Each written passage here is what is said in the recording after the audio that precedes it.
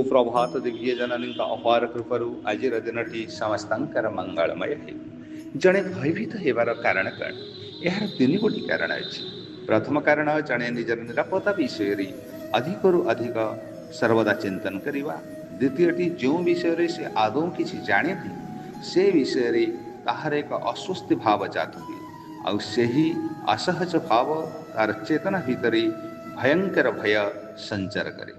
तृतीयटी जनकर जदि ईश्वर स्वतः समर्पित भाव विश्वास निर्भरशीलता और प्रेम भाव न था तुम्हें जदि सब कथा को गभीर भाव अनुशीलन कर तेबे तुम्हें जापर जे यह प्रकृत कारण।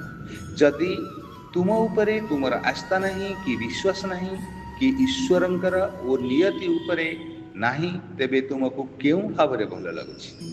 किंतु विषयटर मूल कथा हेउछि जनकर ईश्वर उपरे निर्भर विश्वास और समर्पणर अभाव।